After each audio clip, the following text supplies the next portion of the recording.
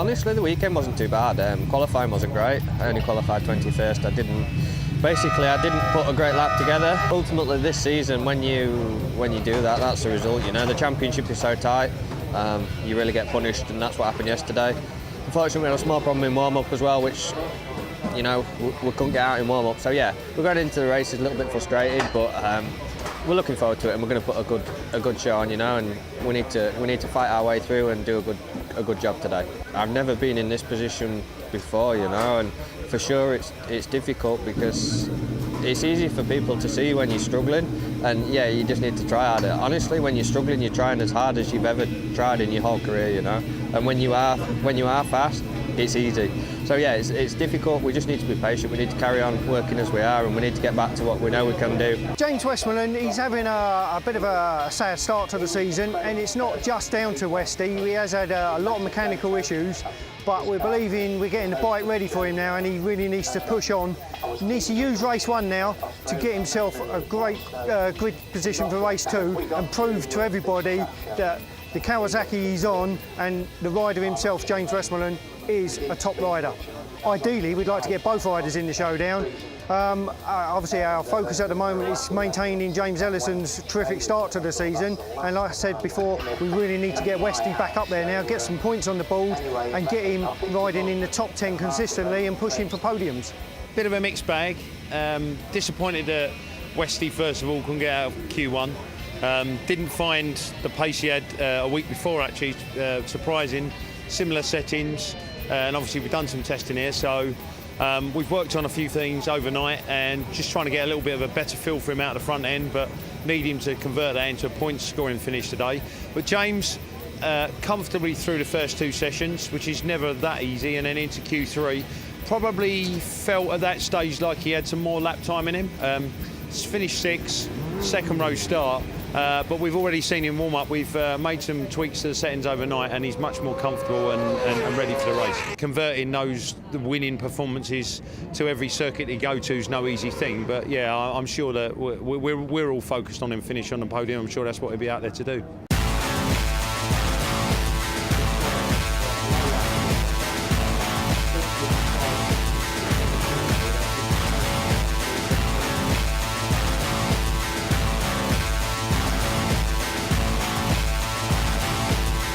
Stuart Easton, a winner here back in 2010 in the British Superbike. Can he do it again for BBM Kawasaki? The vital start then. The first race for British Superbikes today here at Oulton Park. Dropping into Old Hall, and it is the fleet-footed Stuart Easton who skips to the front. Brooks tries to head him off round the outside. Easton has a nasty moment exiting Old Hall corner, and it's Brooks who grabs the advantage down the hill.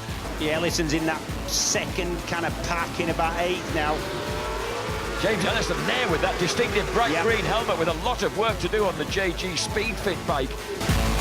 77 James Ellison's got the better of number 7 Michael Laverty on that lap. And then look at this, so we're looking now at James Westmoreland in 13th.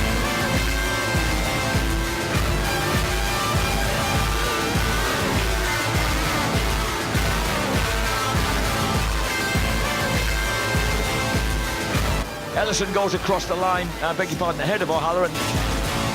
12th place for Josh Waters ahead of James Westmoreland. Not quite what we were expecting on James Ellison's side of the garage. Not just sort of being held up in the first few laps in terms of his start, but once that front group got away, to be fair, the lap time to close in on wasn't there. So we're going to have to work on that. I'm really pleased for Westy. Those were his first points of the season. And he just dug in a bit towards the end of that race and held a few at bay. So let's hope that's a little shot of a confidence boost, a little shot in the arm for him, and more of the same from him hopefully in race 2.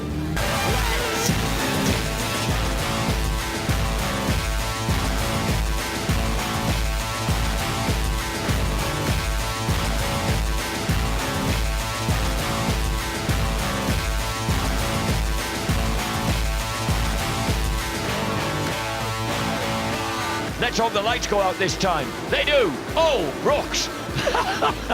He really snatched it out of the blocks, and that cost him dearly. He did. And he's back to about 4th or 5th place as he goes through turn 1. This time he has the lead from Kian Ari. What a start.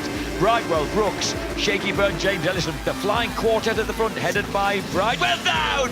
Bridewell loses the front. This is it. These are the guys who are fighting. Here's Ellison up the inside of Brooks. Here, Lee Jackson, Josh Waters, Luke Mossey, James Westmoreland, Chris.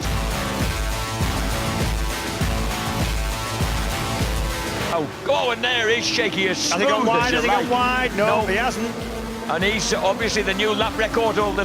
Look at Ellison almost getting around the outside of little Stuart Easton there.